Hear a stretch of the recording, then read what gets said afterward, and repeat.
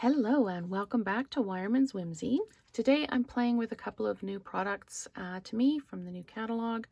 I'm working with the Gorgeous Garden dies, and they are indeed gorgeous. And I'm working with the Bright and Beautiful 6x6 Designer Series paper.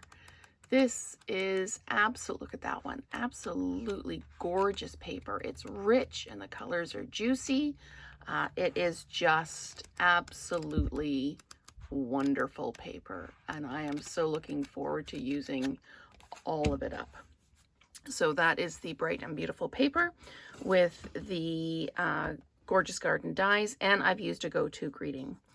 So to do this, I tried a bunch of different sizes with the dies, and the one that worked the best for me was to actually cut the cardstock 5.5 by 4.25. So I've got just a basic white card base, and I've cut my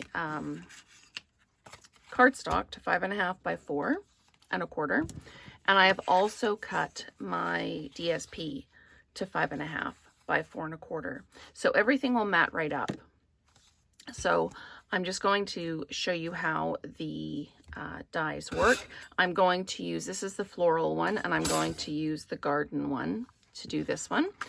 I didn't use adhesive backing on this one. I used glue and it worked just fine. I do have adhesive backing on this one. It's a couple of different pieces. It'll work just fine. And if there's a bit here, I just need to add some adhesive too. So let's get started.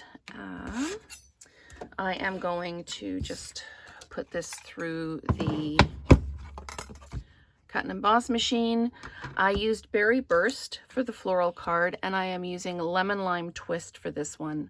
And again, I have cut my paper to 5.5 by 4.25.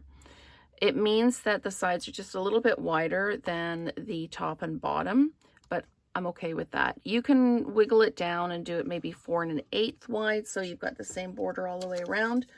My issue with doing that was I had a little bit of kind of the base card showing through where on the one edge, and the other edge I didn't. So I'm just going to stick that down.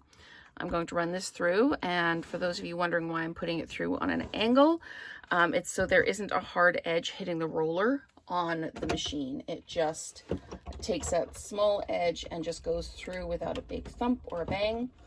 What I did notice with these, every cut and emboss machine is slightly different, but it's a good idea with these really detailed dies to run it back and forth through the machine a couple of times. So I've run it through once, I've run it back, and I'm just running it through again.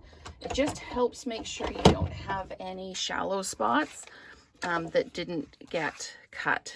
And having the adhesive paper on the background acts a bit like a shim and lifts everything up. So we are good to go there. I am just going to get my sponge and my brush out, and we're just going to give this a bit of a push. Whatever doesn't come out will more than likely come out on the adhesive when we peel the adhesive backing off. The adhesive backing comes in strips that are 2 inches wide by 12 inches long.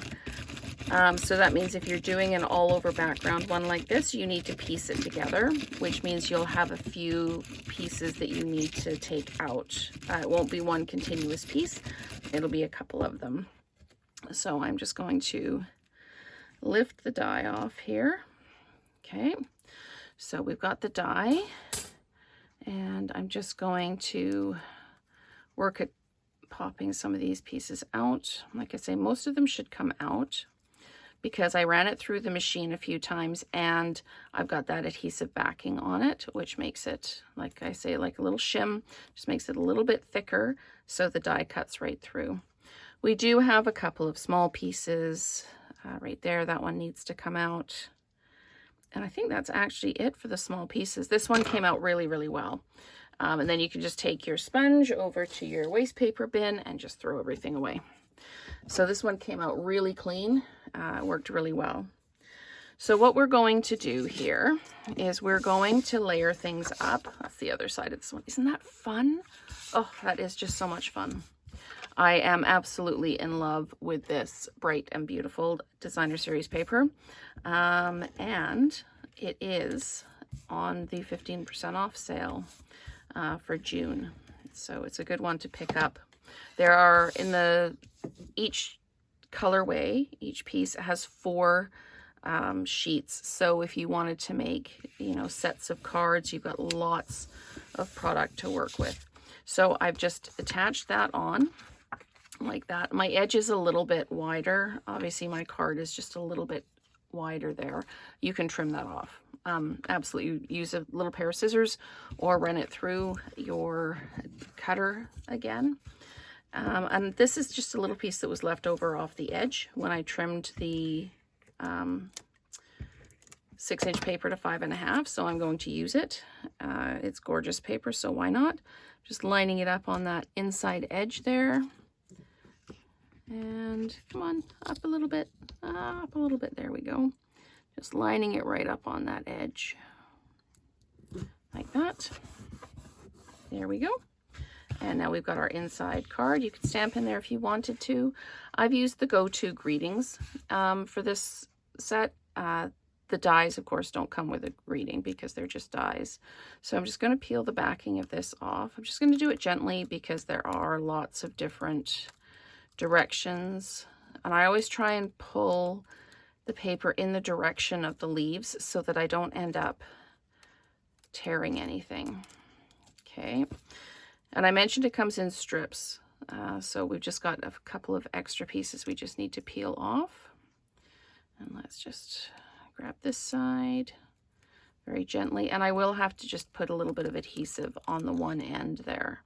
Again, pulling really, really gently. The last thing you want to do after getting your die cut out of the die very smoothly is to accidentally tear it. So let's just piece off. And like I say, we had those strips. So it's just need to peel those little pieces off in the middle like that.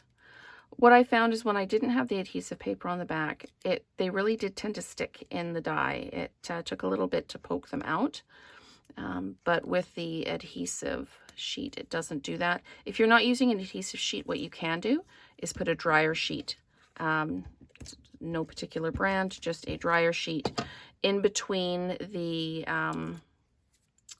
paper and the die, and that way it will release from the die that much quicker. So yeah, if you're struggling with having the die release the paper, just put a dryer sheet in between. Just making sure that's lined up. There we go. And just giving it a pat down because the whole backing is adhesive. And it just shows up gorgeously against that the Designer Series paper. Fabulous, fabulous. Now, when I did this card, I thought that the white background was just that little bit stark, just a little harsh. So I do have it here like this, but I also used the scrap of Designer Series paper and stamped it on there. Very subtle, still says happy birthday, but I really kind of like this look.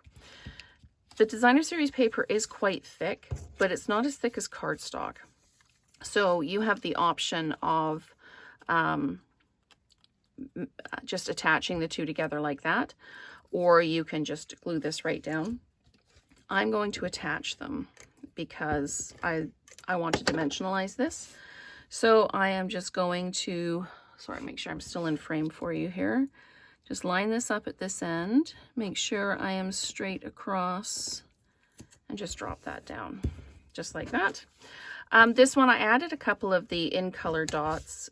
They actually match up quite well with this. And for this one, though, I don't think I'm going to need any more decoration because the background paper is kind of pattern enough. This one just struck me as being very stark against the floral background. So I'm just going to lay this down, making sure I'm lined up with the bottom before I press them all down. Yep, there we go.